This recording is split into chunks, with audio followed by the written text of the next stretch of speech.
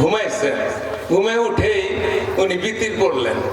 বিতির নামাজ শেষ করার পরে মা এসা প্রশ্ন করলেন যে হুজুর বেয়াদবি মাফ করবেন, আপনি তো উজু করলেন না, ঘুমাইলেন যে?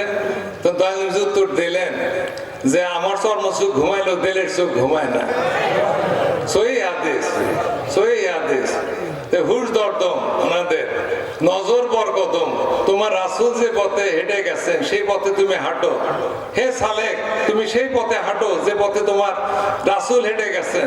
রাসূল নাই, জামানার যিনি রাসূল আছেন, নায়েবে রাসূল, ওনার পথে তুমি হাঁটো। সপরদান ওয়াতান, আমরা কালবো রুহ সের কবি আফা নাফস, এর মধ্যে জেকের নিয়ে কালেমা নিয়ে দৌড় পাড়ি, কখনো দম বন্ধ করে, কখনো দম স্বাভাবিক দমে। খোলোয়াদ্দার আঞ্জুমান, আসলে আপনি যখন সত্যিকারের জাকের হয়ে যাবেন, জাকের মানে যিনি জেকের করে, জেকে লেসানি না, জেকে কালবি, ঘুমেও যে জেকের করেন, সেটাই সত্যিকারের তিনি আসলে জাকের। তার দেল জেন্দা। দাজান বলছেন দেলও তাজা হইলে পরে তুমি পুরা মুসলমান। সাংঘাতিক কথা, কারণ ওনার দেল তাজা ছিল। সফরদান খোলোয়াদ্দার আঞ্জুমান, তো বহুজনের ভিড়ে আসলে সে একা, কারণ সে তার সঙ্গে আছে তার পীর, তার রাসূল, তার আল্লাহ। এইটাই ভুল করে ফেলছিলেন উনি লেখক, আমিও আর এটা খেয়াল করি নাই, আমি গুনি নাই। ইয়াদকার ইদানিং আমি পাইছি যে ইয়াদকার, এই ইয়াদকার নিয়ে আমি কথা বলবো আপনাদের সঙ্গে। ইয়াদকার, নেগাদাস, ইয়াদাস, এগুলি ফানা বাঁকার কথা। যাই হোক, ওইগুলো আলোচনা আমি যাবো না, তো আমি ইয়াদকার নিয়ে বলবো। দাজান সিংহজান স্টেশন, সেটা হইলো আপনার জামালপুরের স্টেশনের নাম আগে ছিল সিংহজান স্টেশন। সেখানে দাজান বসে আছেন, ট্রেনে ঘাটতে যাবেন, দেখতেছে যে একজন পুলিশ অফিসার সেই পাকিস্তানের গোরার দিকে একজন আসতেছে, পুলিশ অফিসার। তো দাজান তাকে বললেন, ডাক দিয়ে বললেন, এই কলিমুদ্দিন, বাবা কলিমুদ্দিন, এদিকে আসেন। তো কলিমুদ্দিন আসলেন, তার থেকে দুজনই খুব আশ্চর্য হয়ে গেলেন, কিন্তু দাজানের নুরানি চেহারা। তো উনি বললেন যে আপনি, আমরা কয়েকজন ঘাটে যাব, তৃতীয় শ্রেণীর কয়েকটা টিকিট করে দিন। এই জন্য দাজান কিছু টাকা পয়সা ওনার হাতে দিলেন, না গুনেই দিলেন। উনি পুলিশ অফিসার কলিমুদ্দিন, উনি চলে গেলেন। টিকিট করে নিয়ে ফিরতেছেন এবং ভাবতেছেন যে এই মহাপুর, এই মানুষকে তো আমি জীবনে দেখিনি, উনি আমার নাম ছিলেন কিভাবে, এটা তার প্রশ্ন। তো সবকিছু বুঝাই দিলেন, তার টাকা পয়সা ফেরত যা বসল, টিকিট দেয়া, বললেন যে হুজুর আমার একটা প্রশ্ন। দাজান বললেন, কি বাবা আপনার কি প্রশ্ন? বলে যে আপনাকে আমি জীবনে দেখছি বলে মনে পড়ে না, তা আপনি আমার নাম জানলেন কিভাবে? দাজান তখন দাঁড়ায় ফয়েজ প্রাপ্ত হয়ে ওনার উর্দি ধরে, উর্দি মানে পোশাক ধরে একটা হ্যাসকা টান দিলেন, দিয়ে বললেন, ইয়াদ কর রোজে আজলের কথা, যখন তুই আমাকে চিনতিস আমি তোকে চিনতাম। তো ওই কলিমুদ্দিন, ওই যে রোজে আজল, রুহ জগতে গেছে, তো সে ফিট হয়ে গেছে। ফিট হয়ে গেলে এদিকে ট্রেন চলে আসছে, দাজান চলে গেছে। সে তার কিন্তু সে পরে তাকে তার যারা কলিগ ছিল, তার যারা সঙ্গী সাথী ছিল, তখন তো এত ভিড় ছিল না, তারা তাকে পুলিশ যেখানে রেলওয়ে থাকে অফিস, সেখানে নিয়ে যে তাকে সুস্থ করে। তো সে আর কাউকে কিছু বলে না, সে এই মহাপুরুষকে, এই তার চিন্তা, এই নিয়ে সে ঘুরতেছে। হঠাৎ করে উনি দেখলেন যে কলিমুদ্দিন দেখলেন যে কিছু জাকির ভাই গজল গায়ে গায়ে যাচ্ছে। উনি বললেন যে ভাই আপনারা কোথায় যান? আমাদের পিসা, আপনার পিসা, ওনার বাড়িতে আমরা যাচ্ছি। তো কলিমুদ্দিন তো শিক্ষিত, সে ব্রিটিশ আমলের ম্যাট্রিক পাস, এন্ট্রেন্স পাস, সে তাড়াতাড়ি ঠিকানা নিল। ঠিকানা নিয়ে সে একদিন ওই তার স্টেশনে কাউকে বললো না, পুলিশ স্টেশন না বলে সে সিভিল সাধারণ জামা কাপড় পরে সে চলে গেল। যা দেখলো যে ওই সিরাজগঞ্জ দিয়ে সে এনায়তপুরে যায়, দেখলো যে বড়ইতলায় দাজান টুর মোবারকে বসে আছে, দেখে তো পাও জড়ায় ধরলো। এরপরে আর সে যায় না, তো দাজান ই করতো, সে সবার গেলই না, সে তাহলে এই দিক দিয়ে তার বাবার মাথা গরম, একমাত্র ছেলে এবং পুলিশ স্টেশন তাদেরও মাথা গরম হয়ে গেছে। এই একজন অফিসার হঠাৎ করে অন্তর্ধান, তাকে পাওয়া যাচ্ছে না, ভ্যানিশ হয়ে গেছে। তো তারপরে সেও, এটা আল্লাহ পাকের ইচ্ছা, সে ঘুরতে ঘুরতে তার বাবা যায় নেট করে দেখলো যে সেই কলিমুদ্দিন সে আধা পাগলের মতন, সে সারাদিন ঝাড়ু দেয়, গামছা পরে থাকে, যা কখনো খায় কখনো খায় না। এই অবস্থায় তার বাবা গেল, বললো যে বাবা তোমার চাকরি এখনো ঠিক আছে, আমি তোমাকে জমিদারের মেয়ে বিয়ে করাবো, সব আমি কথা দিয়ে আসছি, তুমি লও। উনি বললেন যে দেখেন আপনি আমার বেয়াদবি মাফ করবেন, আপনি আমার জন্মদাতা পিতা, কিন্তু আমি পরম পিতা সন্ধান পাওয়া গেছে, আমাকে মাফ করবেন, খরচের মাফ করে আমি যাইতে পারবো না। তো পরে উনি নিরুপায় হয়ে দাজানের কাছে গেলেন, কলিমুদ্দিনের বাবা, যা বললেন যে হুজুর আমার ছেলেকে আপনি আটকে রাখছেন কেন? তখন দাজান বললেন যে না, আপনার ছেলেকে তো আমি আটকে রাখি নাই, সে আমার বাড়িতে থাকে, আমি যা খাই আমি যা পড়ি তাই তাকে দেই, সে তো যায় না, আমি তো আমি দেখছি যে সে না খাই থাকে, আমি তারপরে তাকে খাবার টাবার দেই, সে আর গেলই না। এই যে পরম পিতার স্বাদ ওলি আল্লাহরা দিয়ে থাকেন, সেইটাই আমাদের বুঝতে হবে।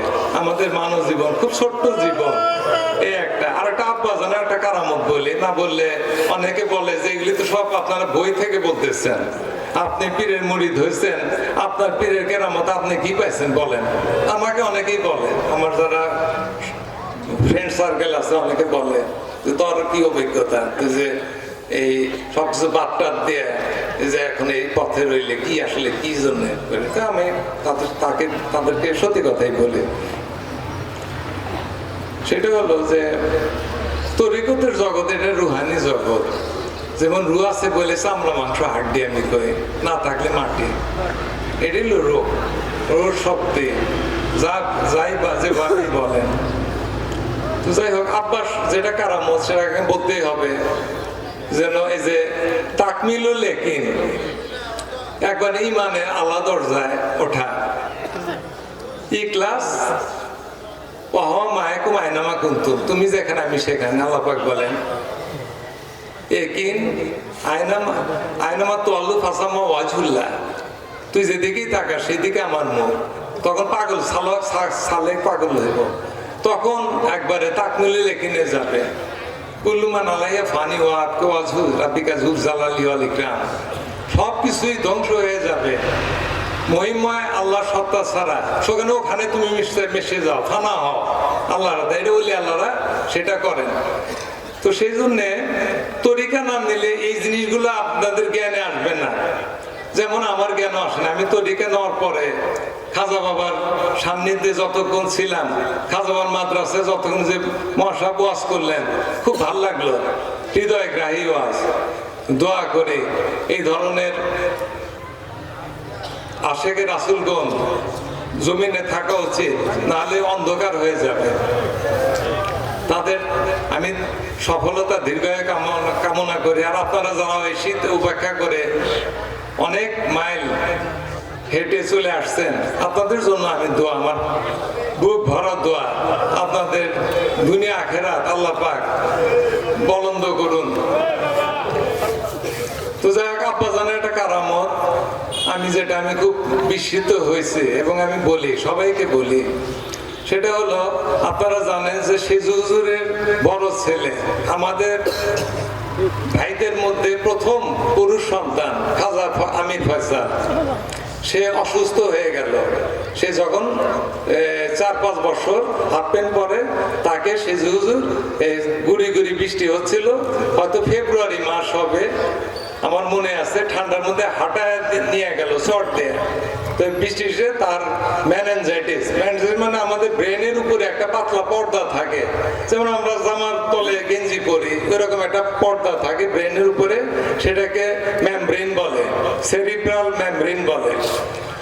তো ওইটার মধ্যে ব্যাকটেরিয়াল ইনভেশন হয়েছে, ব্যাকটেরিয়া আক্রান্ত হয়েছে, ব্যাকটেরিয়া ওটা খাইতেছে, ধ্বংস করতেছে। তো ওই আমি এখন আমার যে ছোট বোনের স্বামী, উনি কানাডায় থাকেন, উনি উচ্চ শিক্ষিত লোক, ওনাকে নিয়ে গেলাম আমি। তখন ফয়সালের অবস্থা খুব খারাপ। ফয়সালের মামা মিশিং মেডিকেল কলেজের টিচার, অ্যানাটমি টিচার। তা আমি গেলাম, যা দেখলাম যে ফয়সালের অবস্থা খুব খারাপ, সে হেসকি পাড়তেছে, সে মাথার পিছন দিক দিয়ে হেসকি পাড়তেছে। তো এরকম 7 নম্বর ওয়ার্ড পুরাতন হসপিটালে ময়মনসিংহ এর যদি যান নিচতলায় পশ্চিম দিকে 7 নম্বর ওয়ার্ডে শিশু ওয়ার্ড, চাইল্ড ওয়ার্ড। তো ওখানে আমি ঢুকে দেখলাম যে ফয়সাল ওই যে হেসকি পাড়তেছে, আশেপাশে বাচ্চা কিছু মারা গেছে, তার মারা বই পাড়তেছে, সেটা কিয়ামতের একটা দৃশ্য। আমি দেখলাম যে আমি এখানে সহ্য করতে পারবো না, আমি আলম ভাইগুলো আপনি থাকেন, আমি এখানে বাইরে দাঁড়াই। তো আমি বাইরে দাঁড়ায় আসছি, তো প্রফেসর আসছে, প্রফেসরের সঙ্গে ইন্টার্ন ডাক্তাররা আসছে, বা যারা আরো এমএস করতেছে, এফসিপিএস করতেছে, ওরাও ঢুকছে। একটা দল ডাক্তারদের একটা টিম সেখানে ঢুকছে, কারণ ফয়সালের মা টিচার, সুতরাং তার প্রতি বেশি ডাক্তারদের দায়িত্ব, কেয়ার।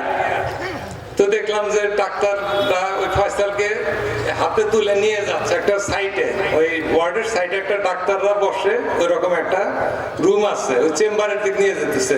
তা আমি একটা ছোট ডাক্তারকে হাতে ধরলাম যে ভাই একটু দাঁড়ান, যে ওখানে নিয়ে যান। কি এটা কি জন্য? এলপি করবো। আমি এলপি মানে কি? ওই যে লাম্বার প্রিক করবে, সিটি করবে। আমি বললাম যে এটা কি চিকিৎসা কোনো? না, এটা কোনো চিকিৎসা নেই, এটা একটা আসলে টেস্ট হচ্ছে যে তার কত পার্সেন্ট ব্রেন মেমব্রেন ধ্বংস হয়ে গেছে। তা আমি খুব অবাক হয়ে গেলাম।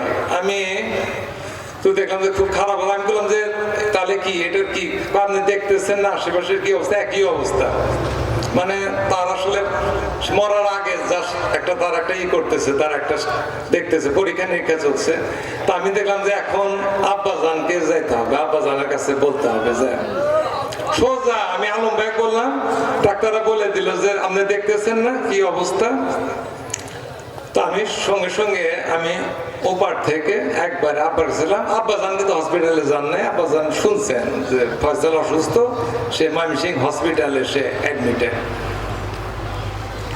আব্বাকে আমি যে ফয়সালের ভাইকে বলা, আব্বাকে আমি পায়ে গেলাম। আব্বাকে গিয়ে আমি বললাম যে আব্বা, ফয়সালের অবস্থা খুবই খারাপ, আপনার হস্তক্ষেপ করতে হবে। আমার কথাটা ছিল, আমি জীবনে দেখি নাই আব্বাজান ঘরে ছিটকি মারতে, আমি জীবনে দেখি নাই।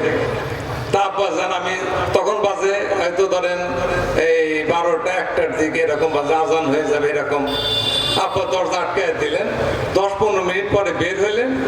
আমি দাঁড়ালাম, আমাকে আর আব্বা খুব একটা খেয়াল করতেছেন না।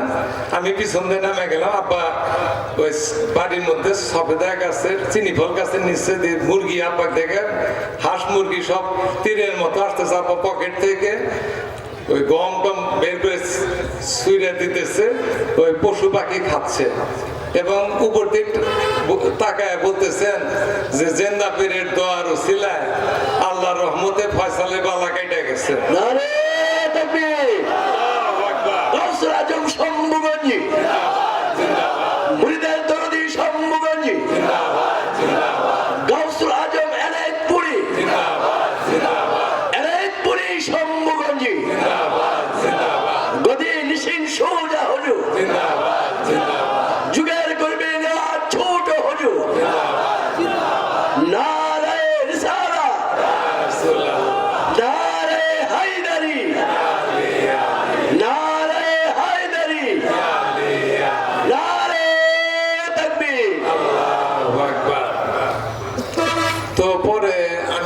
আমি তো ভয়, আমার ভিতরে তো ভয় রয়ে গেছে, কারণ আমি আব্বাজান তো জান নাই।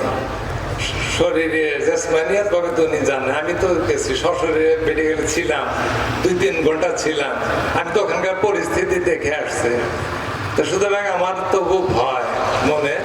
তো 3টার দিক, হয়তো 3:30টার দিক আলম ভাই আসছে। আমি জিজ্ঞেস করলাম, প্রথম প্রশ্নই যে ফয়সাল অবস্থা কি? আপনি যেরকম দেখছিলেন তার চেয়ে একটু ভালো। তারপরের দিন খবর আসলো যে ফয়সালের অবস্থা অনেকটা ভালো। তারপরের দিন তাকে ডিসচার্জ মানে ছেড়ে দিল, সুস্থ হলো, তাকে ছেড়ে দিল। ফয়সাল ডাক্তার হয়ে গেছে। ডাক্তার এসে প্রচুর লেখাপড়া করে তরিকতের। আমি দেখে ওর সঙ্গে আলাপ করে আমি খুব মজা পাই। এত পড়ালেখা করে, অনেক বই কিনছে, আমার মনে কয়েক কোটি টাকার সে বই কিনছে। তো এই যে ওলি আল্লাহদের পিছনে থাকলে এইগুলো হয়। বলতেছেন আমি নোমান ধ্বংস হয়ে যেতাম যদি ইমাম জাফর সাদেকের যদি সান্নিধ্যে 2টা বছর না কাটাইতাম, বলে না। এই যে এত উঁচু আলেম, ওনারা এই সব কথা বলে গেছেন, কিন্তু এগুলো আমরা বেখবর। আমরা বেখবর, এই জন্য আমাদের ক্ষতি হবে, তাদের কোনো ক্ষতি হবে না। যাই হোক, দাজানের